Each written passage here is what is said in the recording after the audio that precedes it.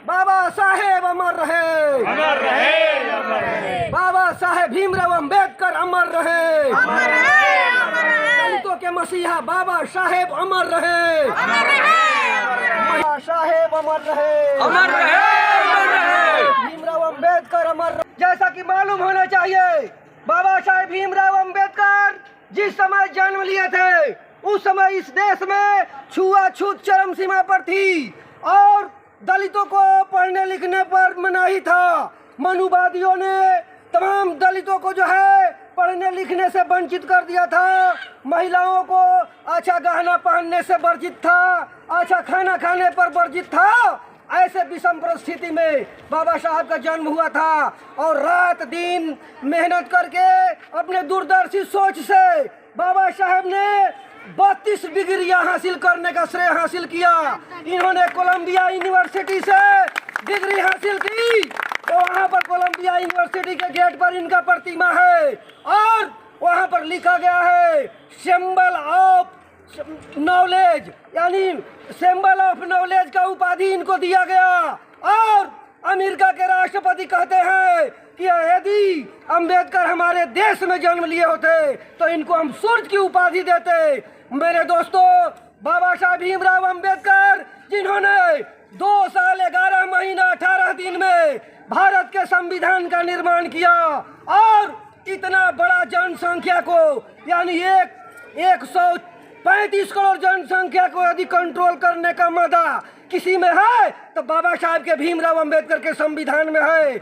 मेरे दोस्तों, बाबा साहब भीमराव अंबेडकर के संविधान को यदि 100% लागू कर दिया जाता तो आज हमारे देश में आर्थिक विषमता, सामाजिक विषमता, शैक्षणिक विषमता जो है समाप्त हो जाती।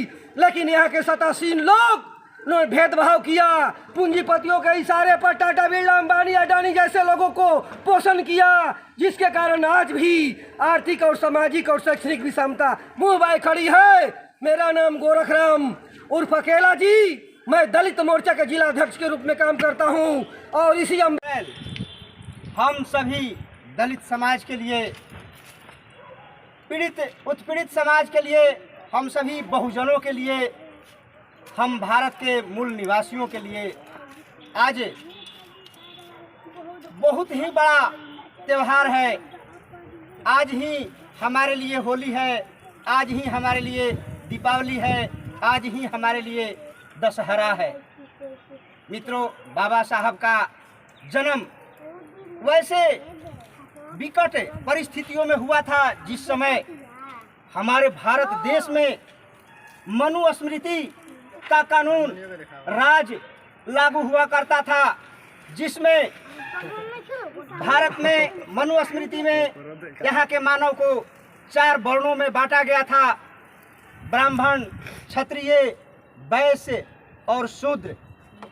और मनुस्मृति के ग्रंथ में लिखा हुआ था कि ब्राह्मण को शिक्षा लेने और शिक्षा देने का पूर्णतः अधिकार है और क्षत्रियों को उसमें वर्णित था कि क्षत्रिय न शिक्षा ले सकते हैं न शिक्षा दे सकते हैं, परंतु अस्त्र शस्त्र रख सकते हैं और वो भी अस्त्र शस्त्र ब्राह्मणों के हित में उसका उपयोग कर सकते हैं।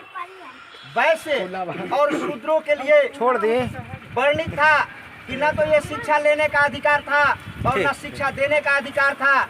अगर कहीं शिक्षा लेते हुए कोई शूद्र पकड़ा जाए तो उसकी जिह्वा काट लिया जाए। अगर कहीं धर्म ग्रंथों की बात अगर शूद्र सुनते हुए पकड़ा जाए तो उनके कानों में शीशा तक पिला दिया जाए। वैसे परिस्थितियों में जहां पढ़ने का हमें अधिकार नहीं था, उस समय बाबा साहब अम्बेडकर ने अपनी पढ़ाई पूर्ण की और इतना पढ़ाई पूर्ण की कि हमारे पूरे भारत में संविधान सभा में एक भी ऐसा व्यक्ति नहीं थे जो बाबा साहब अम्बेडकर के जैसा शिक्षित थे। और बाबा साहब अम्बेडकर विश्व रत्न सुशोभित हैं। विश्व में इनका डंका बजता है, इनके नाम का डंका बजता है और उन्हीं के मार्गदर्शन द्वारा आज हमारे लिए